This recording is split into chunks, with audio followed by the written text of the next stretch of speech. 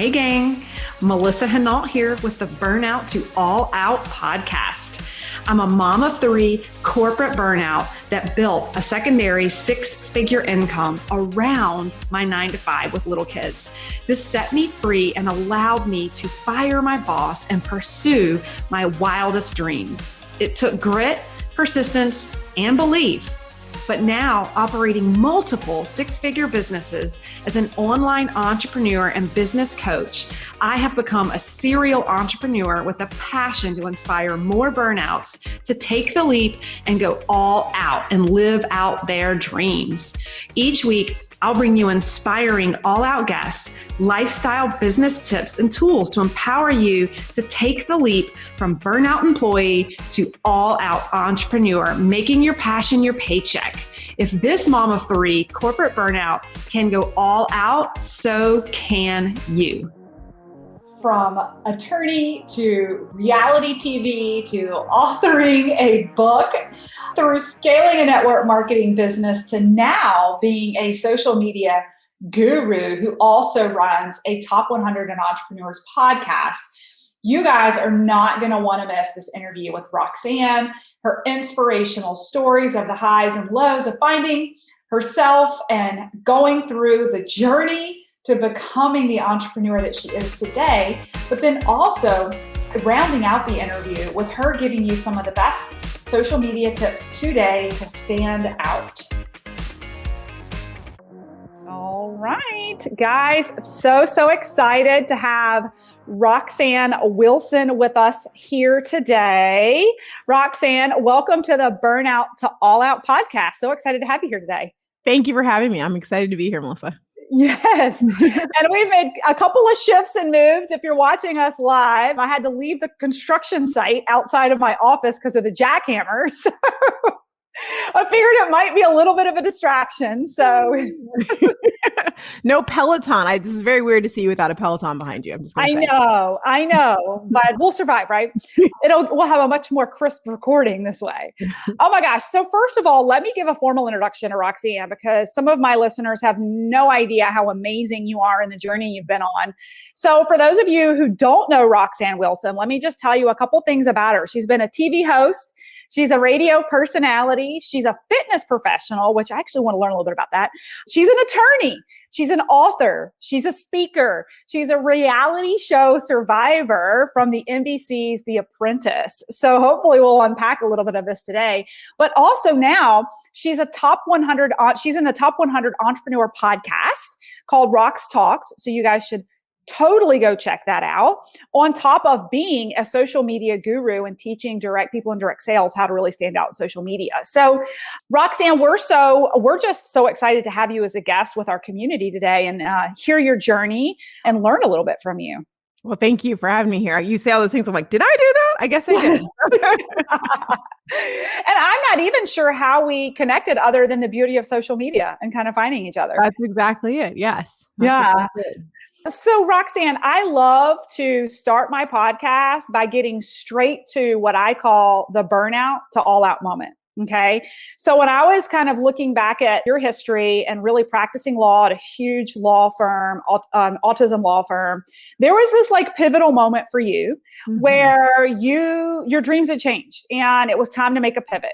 And I call it that kind of the burnout to all out moment. I'm not sure, I shouldn't put words in your mouth. I don't know if you're burnout, but can you bring us back to that moment and what inspired you, or just kind of take us on that initial journey and that major pivot that you made? Absolutely. First realized that ever since I was 4 years old, I knew I wanted to be a Supreme Court justice. Sandra Day O'Connor was my hero. She was my jam.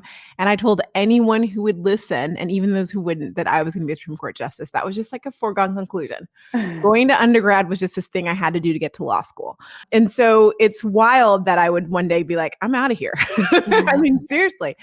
After going to law school, which I loved, I clerked for the Texas Supreme Court.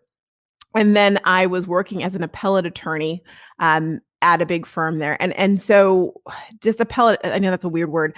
Appellate attorney is someone who basically does a lot of research and writing. So when someone loses a case, appeal it, to the different courts. And if you could imagine, like I was doing that with companies, like one company had too much money and they're mad at another company who had too much money and they're fighting. And this was like my life. And I was doing research and writing, and I'm a talker. And I was seeing that I was around, I was at this big firm. There were very few women who were partners. And those who were partners were either they didn't have kids, which at the time I was like, I want to have kids. This needs to happen. And then, or they had kids, and the kids, I'm not kidding, when they did come up, would call with their nanny, would call their nanny mom.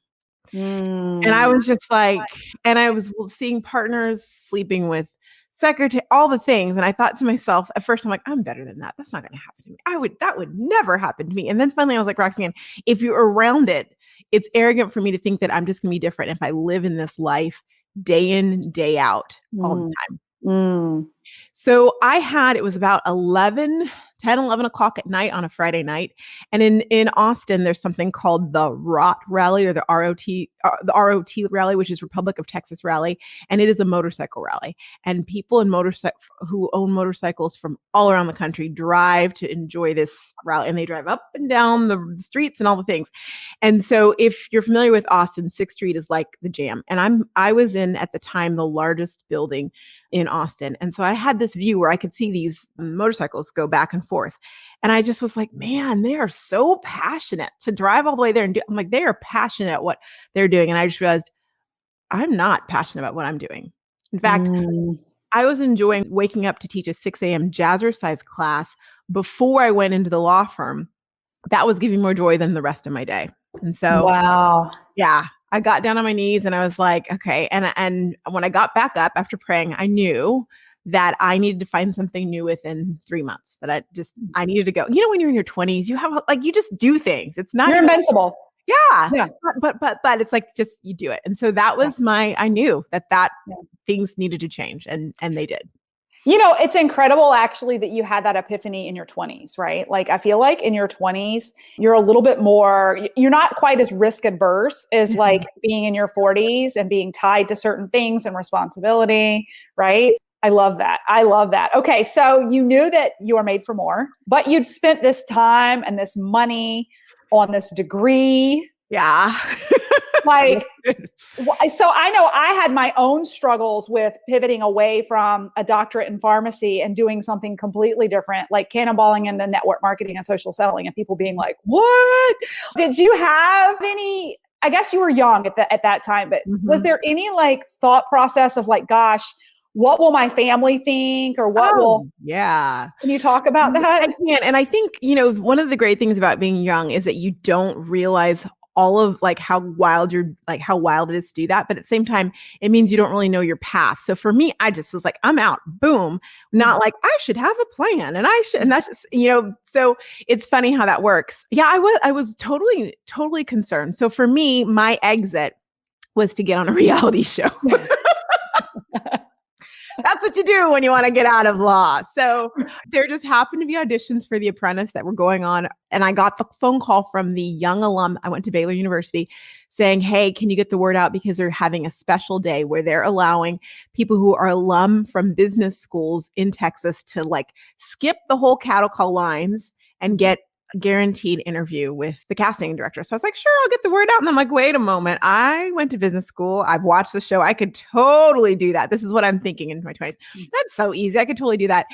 And you said you needed to get out of here, Roxanne. And so I auditioned, and one thing led to another. And next thing I know, I was flying to New York to be on The Apprentice and eventually get fired by President Trump on TV. I was like, that happened. Again, when you're young, and I just knew I was going to get on. I just knew, like, there was no doubt in my mind. But so that was like the transition. Still, when I left after the show was over and I made the final four, then got fired. And then when the show was over, I said, thank you so much. I'm leaving the firm. And people were like, are you okay? They thought something was wrong with me and I must be going into a mental hospital, because for lawyers, although I shouldn't say every, most lawyers do not enjoy what they're doing. But the idea that you would leave, you have the gall or the audacity to leave that, I'm sure it's similar in pharmacy. It's like, you must be crazy, even though there's quietly saying, man, I wish I'd done that. Oh, 100%. Yeah. I'll never forget when I told my boss I was leaving, he like thought I'd lost my mind. He said, Melissa, unless you're independently wealthy, like, you need to just like reconsider, like, you're just emotional right now. Because it's all he'd known for, he's like in his 60s. It was just, he couldn't imagine giving up a high power career. Right. Exactly. And now it's a couple decades now, I'm like, that was like almost 20 years ago. But when I think back to that as well, back now it's more acceptable to leave where you are and go somewhere else. It really was not. That was wackadoo. And my parents are professors. I was the first to be born in the States. They immigrated, I should say, from Trinidad, Tobago, and education is always everything. So I'm like, I'm going to go do a reality show, Mom and Dad. I thought they were going to but they just were like, we accept, okay. And they just trusted the process and just. That's awesome. Now, I don't know if they really did, but that's what they told me. I think that there were some gray hairs that happened, but they just kind of went with it. And my sisters thought it was awesome. So there's that. So cool. Okay. So then you wrote a book. I did, about my experience on the show. Can you tell me a little bit about that? Yeah. So I was a big journaler, and I should get back into that. I haven't lately, but I go in waves. But I journaled the entire time I was there, and I had my prayers and my journals all inside there. And so I took that, and I ended up writing a book called, gosh, I don't remember what it's called. It's been that long. I can look at it. It's called Footprints in the Boardroom. Hello. And it was all about it's about faith in business, because people think those two things cannot. The two shall meet, and that's just not the case. I wrote about my experience and just how faith got me through such a odd experience. I realized I got there, and there are people there who had like 5 companies and had done all these things, and I'm like, I'm a lawyer. What am I doing here? Yeah. So faith really got me through that experience for sure. That's incredible. And were you the only female?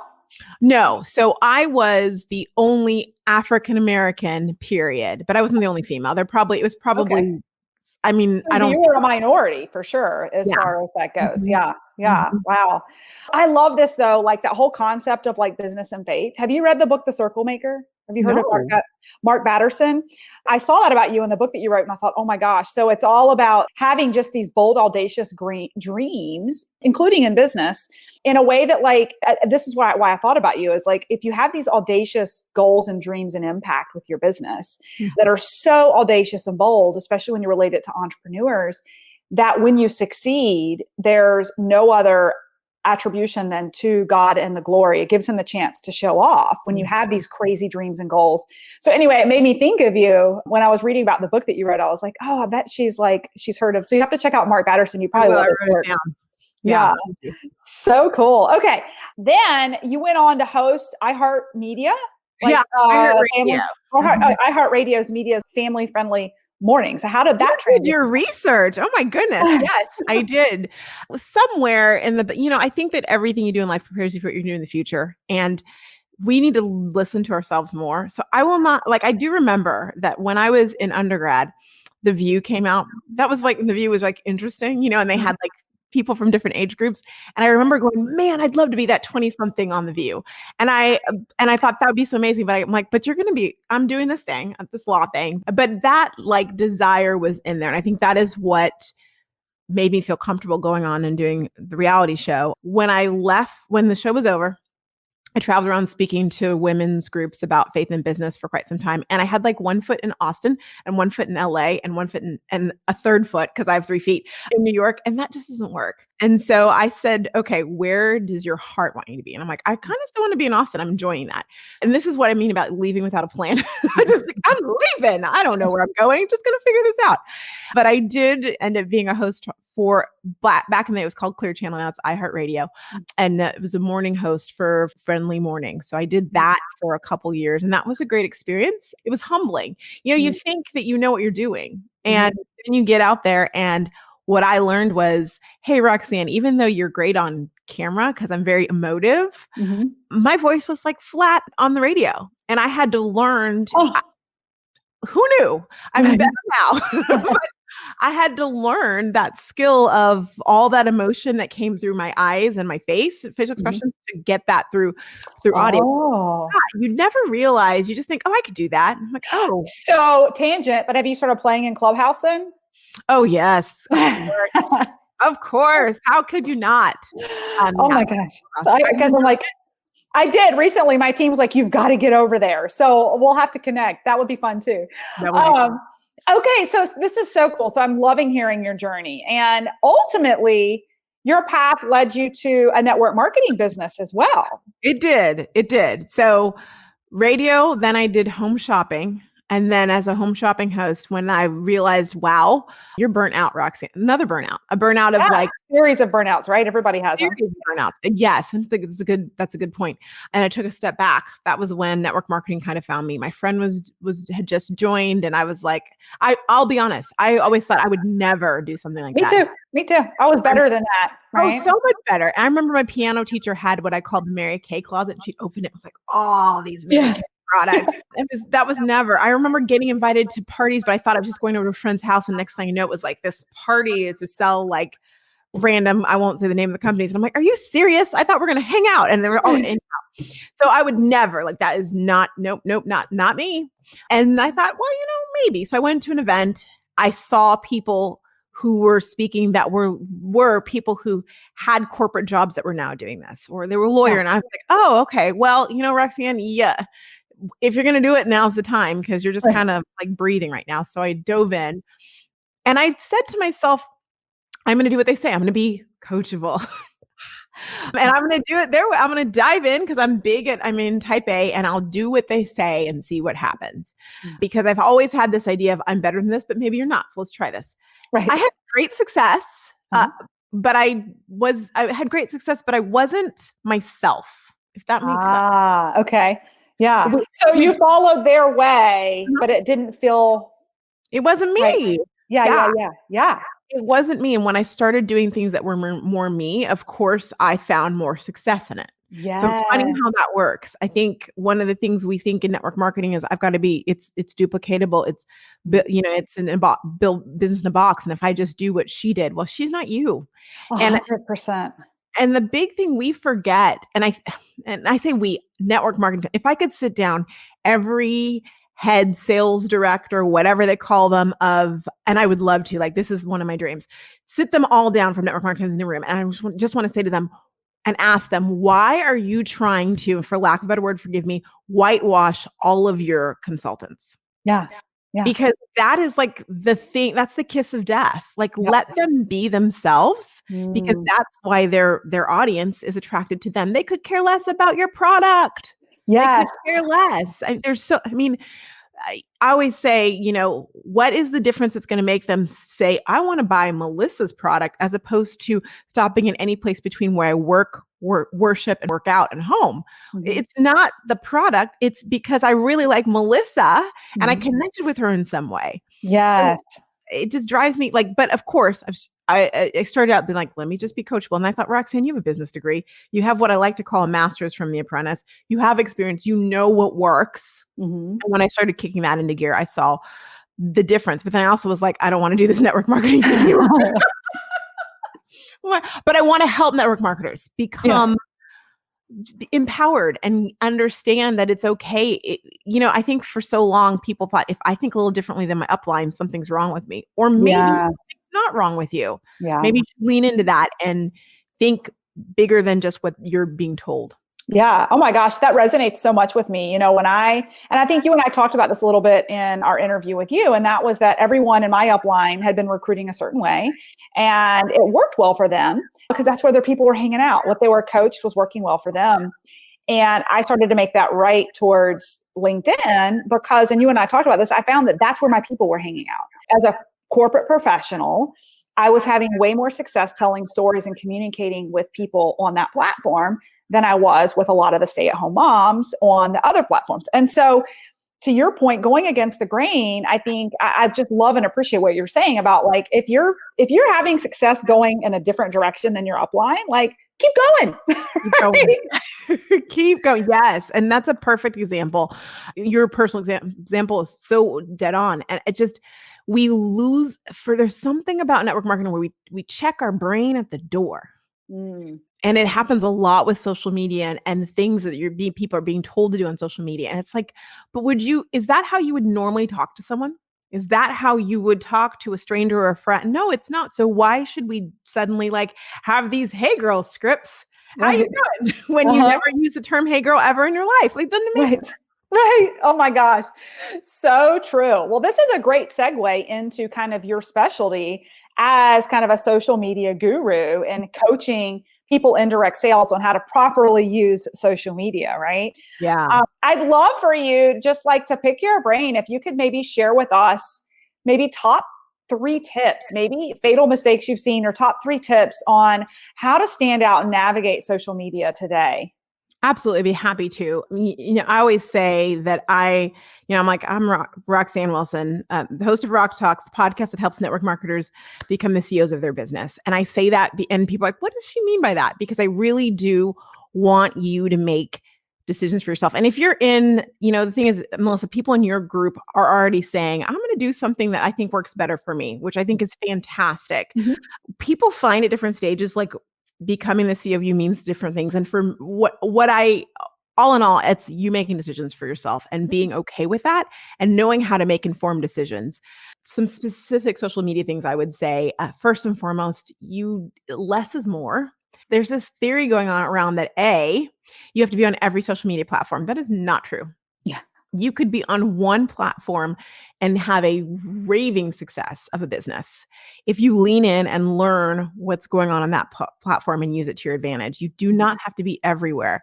Mhm. The other thing is you do not, there's these weird things going around saying that you have to like post 5 times a day on your social media. Like, can you imagine? I think I would go Brittany on people. I'd shave my head, I'd be done. That's crazy pants. And so Yeah. if you're hearing that and you can't keep up, there's a reason you can't keep up. It's because you shouldn't keep up. Yeah. And honestly, the algorithm actually tells you not to do that. Right. So, which goes back to thinking for yourself. So you ask yourself, who is telling me to do this? And if they're like, it worked for me, how are they judging that it actually worked for them? Because I often find that people say, oh, this is so great, this worked for me. But if they look back on their metrics, because you can see what's working, they'd have a different skew on it. So that would be another thing. And I think one big thing that has just been a pet peeve of mine lately, and by lately, I mean for the last few years, it's not going away. You know how like the joke is like mom jeans are circa 80s, although I see them, I walk. Oh, they're big now. They're back. I was like, although they're back now, so it's not a good example. 2017 social media is different from 2021 social media. And in network marketing, they're still teaching 2017 pre when the algorithm switched, when Facebook realized these network marketers are using our platform for free and making a lot of money on it. There were things that people get away with that you can't get away with now. One of the things that you've probably noticed if you're on social media, especially on Facebook, and you're like, gosh, I'll post something about my business, my product, and like nobody sees it, but other people in my company. Yeah, that's intentional. So one of the things that you can do to stop this right now, and this is like a PSA that I just wish everyone would tell their upline, downline, sideline, around line, whatever you want to call the line, is stop liking and commenting on anyone in your company's post. Oh my gosh, it's so true. It drives me nuts. If somebody will make a post and the only people commenting are clearly aligned in their business and they're thinking, that's boosting it in the feed. It's boosting it at the top. And okay, so Facebook has figured that out. Oh, yes. And they figured it out for a while. So so first of all, but let's go back because Melissa, I just know you feel me on this. First of all, for us to think that anyone who is not in our company can't see through the fact that all these people are like, oh, it's amazing. I love it. Oh my gosh, tell me more. I want one. Come on, y'all. People are smarter than that. They're smarter. So first and foremost, that's just annoying to people that your friends and clients and Yep. potential clients. But Facebook, what Facebook does is this. If you interact with Melissa, let's use you as an example. If Melissa posts something about Better Booch, we'll pretend it's network marketing, it's kombucha. And she posts about her Better Booch and I'm on her team and I comment and like it. I love the Better Booch. Guess what's going to happen? I'm telling Facebook that I like that post. So Facebook says, okay, well, since Roxanne likes that post, I'm going to show Roxanne all of the posts where Melissa talks about Better Booch. They are not going to say, let me show it to all of Melissa's other people. They're going to show it to all of the people who commented on it. So you're having a conversation with yourself. So good. So Roxanne, you're hitting on something that I coach on day one in my LinkedIn group. It's that I don't know that you play a whole lot on LinkedIn, but it's the same concept. Only when you make me. So what I coach to my students is when they first come in, they have that network marketer mentality of, let me friend everyone that's on my team over here on LinkedIn so we can all support each other. And I'm like, no, you don't understand. If you want to be over here recruiting future potential business partners, the more people you connect with your current company, the more the algorithms are going to push their crap through your feed, and you're not going to see the other people that you potentially could be. Yeah, exactly. Oh my gosh. So I really teach, stay in your swim lanes. Like, use LinkedIn as your business platform to look for business partners. Mm-hmm. Use Facebook to communicate with your team. Like, you love and coach and support people over on Facebook, because that's what it's kind of transitioned into, is where teams manage communities and stuff with the folks that I'm coaching. So I'm like, politely send the messages and DMs on LinkedIn that say, thanks for the request to connect, but we'll stay connected over on Facebook. I'm trying to keep my swim lanes clean over here. Yeah. So that's awesome. Have that community in the groups and just let people know, y'all, I'm not going to be liking or commenting because Facebook's out. Blame it on the algorithm. You can blame it on me. That's fine. And people are like, but I don't want to be mean. You're being mean by commenting. You are mean by commenting. Yes. Thank you. Thank you for underscoring that. Hey, you. Yeah, you. Thanks for listening to the podcast.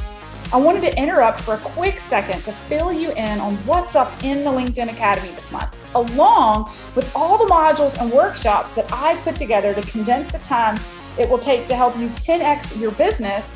I've recently had 3 incredible world-renowned guest speakers inside the Academy, exclusively coaching students to level up in their mindset. What's happening is the students are not only creating the business they've always wanted, but they're having shifts in their mindset at the same time to live their best life possible. Head to my website, livethefreelife.co, and click the LinkedIn Method Academy to learn more. Yes, so good.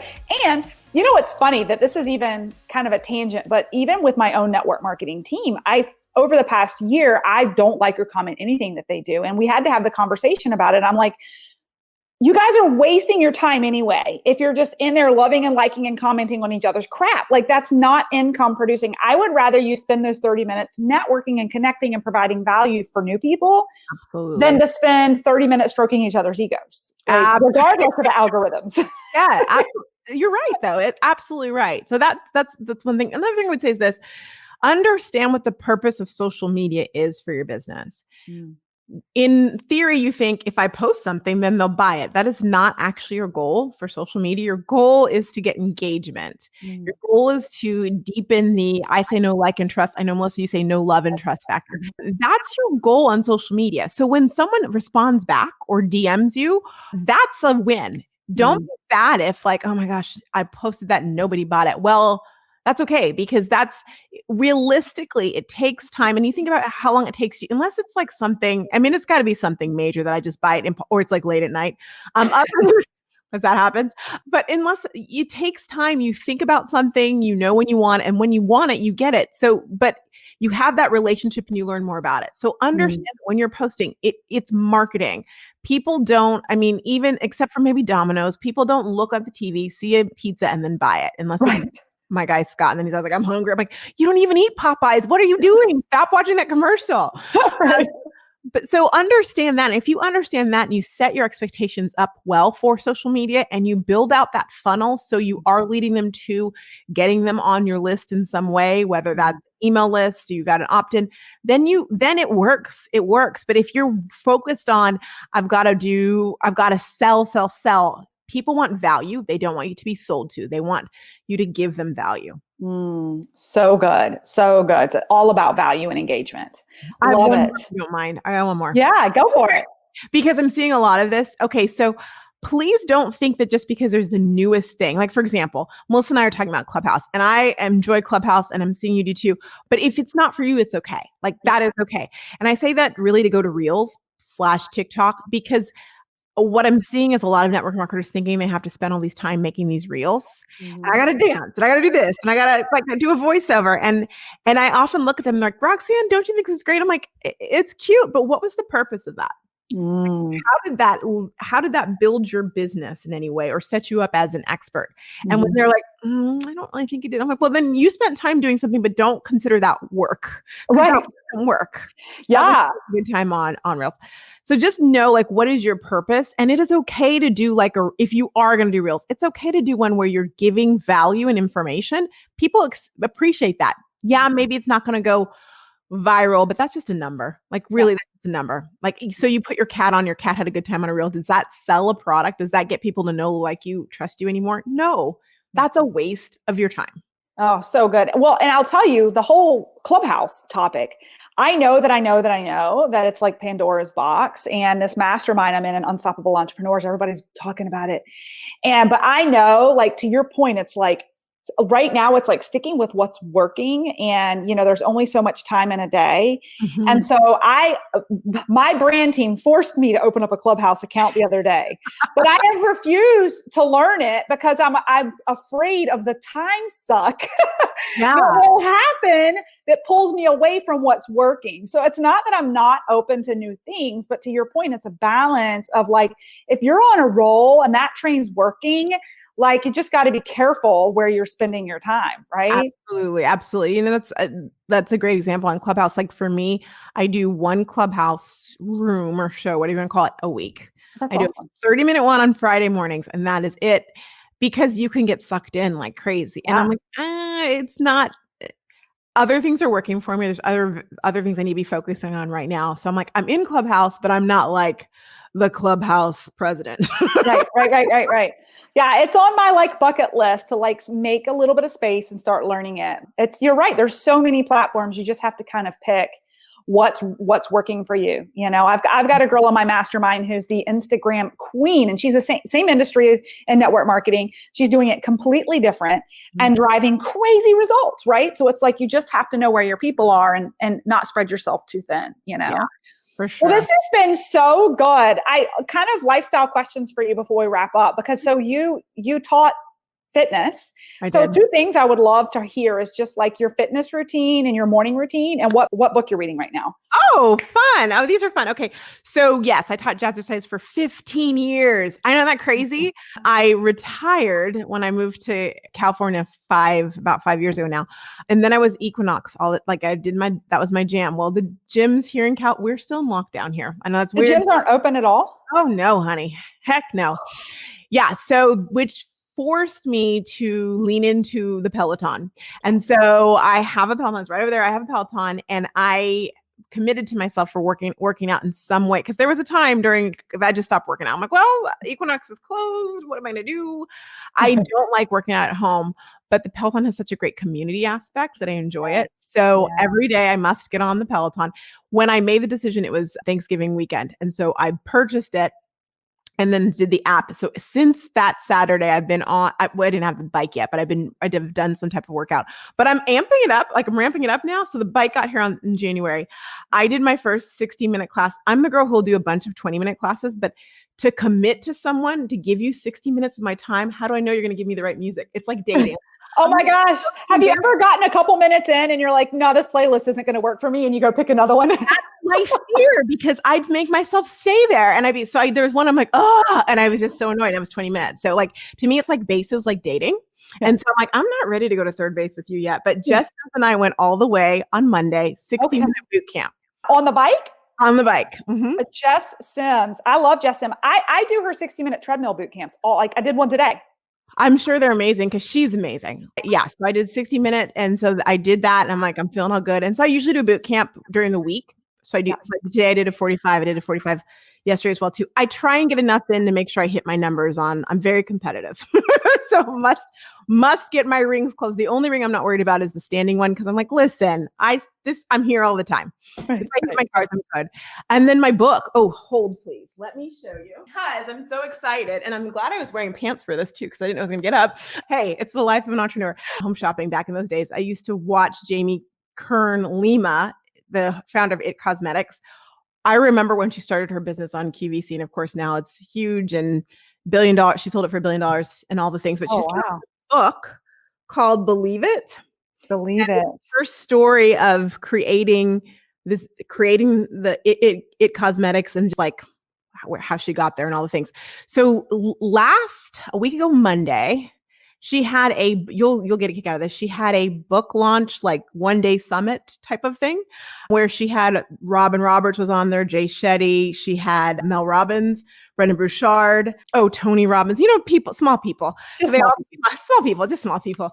And it was a whole day long. My sister actually saw it and I was like, oh yeah, because I'd already bought the book and was waiting for it.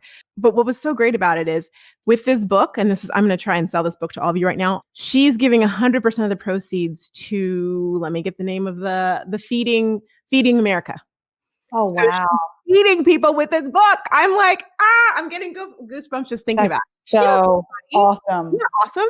That is so awesome. Yeah, it's so awesome to be in a place where you have established yourself like that and you're able to put something out there into the universe that's literally has no other purpose than to educate people and feed people. Absolutely. Cool. Oh my gosh.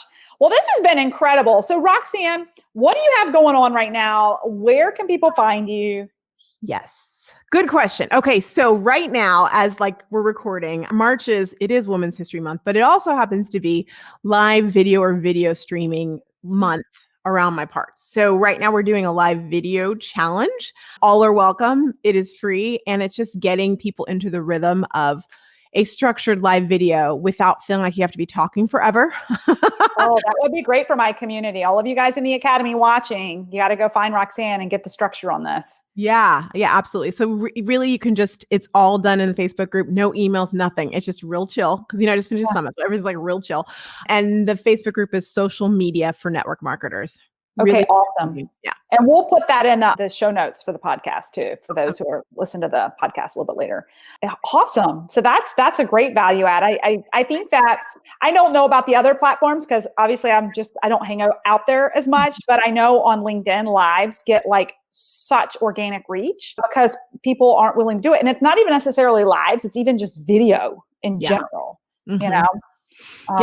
Video is where it's at for sure. And then live, of course, has that extra element. People feel like you're being more authentic because not that any of us are big editors anyway, but it's just that we feel that way.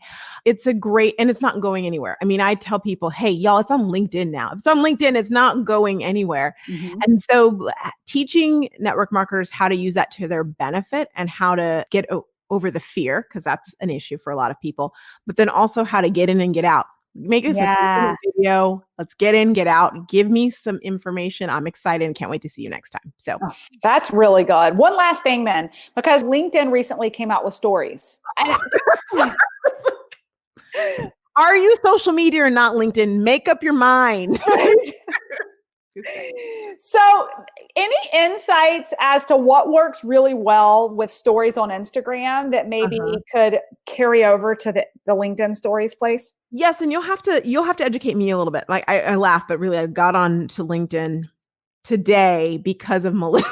Melissa, you're making me get on. I haven't been on in months, but you'll have to educate me because when stories started on Facebook, it was a great place they were showing it to brand new people who weren't following you. Is that the case right now with LinkedIn or you're people you're not connected to, people you're not connected to see your stories. And that's where you can see people who are not in your network and you can reach out to them. Perfect. Because it's kind of changed a little bit now. And that's Reels is more that for Instagram now. Mm-hmm. But so now knowing that, I can talk to you circa before. So yes, stories are fantastic, but people don't want, unless you're a Gen Z or millennial, people don't want to see everything you did all day long. So what I really recommend with stories is to treat them like a story. I know that sounds weird, but so amazing, right? But when think about how you can get people to engage with you. So my point is for example, you might say something like, new book this week. Now, this is what most people do on stories, and this is why it's no good. They're like, I'm reading a book. Here's the book I'm reading. Why does anyone care what book I'm reading? Who am I that they care what book I'm reading? However, if you did something different and said, just got a new book, here's what I'm reading. What are you reading? Everybody wants to tell you what they're reading, and then they're interested. And so if you think about a story as a way to get people to engage back with you, that goes a long way. And then go one further.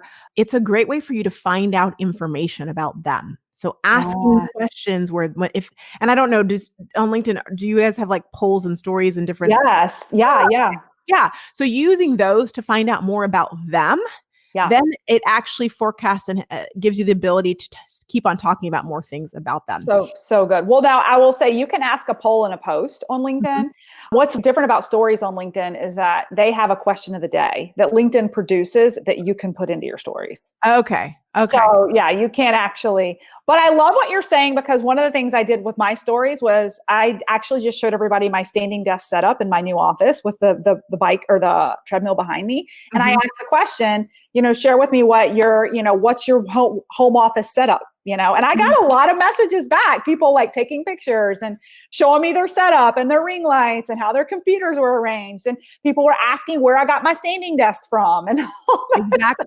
And so I guess they do that in DMs on LinkedIn, not directly. And that works just as well. And so that if you always think about how can I ask some type of engaging question in the story? It makes it so different. Then it's not about Melissa saying, look at my new desk. It's about she wants to know about me. Yeah. So good. Well, Roxanne, this has been so good. I really appreciate you taking time and dealing with the chaos with the jackhammer and everything as we got started. No worries. Thank you so much for having me, everyone. Thank you. Thanks for listening to the Burnout to All Out podcast. For free resources, materials, or information on my coaching services, go ahead over to livethefreelife.co. That's livethefreelife.co, or check out our Facebook community at Burnout to All Out, and make sure you follow Burnout to All Out on Spotify and subscribe to iTunes. And it would truly mean the world to me if you paused for just a second, gave me that 5-star review of the show, and be sure to share this episode with any burnouts you think would be inspired to go all out after hearing this episode.